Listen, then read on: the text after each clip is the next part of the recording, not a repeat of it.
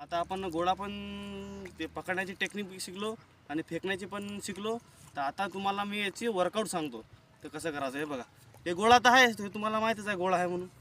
तर याला नाही का प्रेमानं म्हणजे प्रेमानं मस्त प्रॅक्टिस करायची. ती कसं याला झेलत राहायचं असं, म्हणजे बा हे तुम्ही जेवढं हातात धरसाल तेवढं प्रॅक्टिस होते तुमची. असं धरायचं, असं करायचं, हे असं करायचं, हे असं, हे असं, हे असं. आणि मित्रांनो असं हे हे असं करायचं थोडा वेळ, असं या हातात करायचं असं.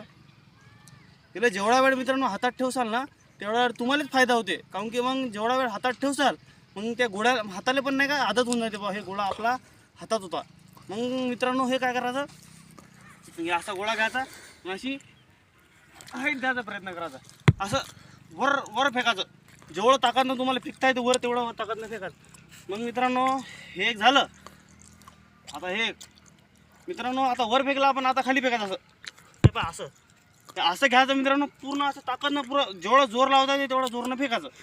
बंद करायचं. पण गोळ्याचं पण वर्कआउट शिकला. आता तुम्हाला ना काही वेगळा वर्कआउट सांगतो. हे कोणी सांगणार नाही, मी सांगतो. माझं वजन एवढं कमी आहे तर मी माझा गोळा आउट ऑफ जाते मित्रांनो. तर मी कसा केला तुम्हाला सांगतो. तुम्ही बघा, हे गोळा आहे मित्रांनो, हे गोळा म्हणतो सॉरी, हे गोटा आहे. हे मित्रांनो हे गोळा जे आहे त्या गोळ्यापेक्षा नाही का तरी पण यांचं 2-3 किलो वजन जास्त आहे.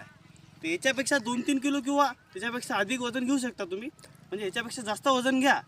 कसं याला कसं करायचं मित्रांनो माहिती आहे का, याला असं तुम्ही असं 7-8 वेळा पण केलं तर त्याच्या बाद काय करायचं मित्रांनो, असं असं झटक्यानं, असं एवढा पण झटक्याने फेकायचं नाही, नाही तर हात इंजुरी होऊ शकते. असं फक्त असं एक आदर फेकून द्यायचं.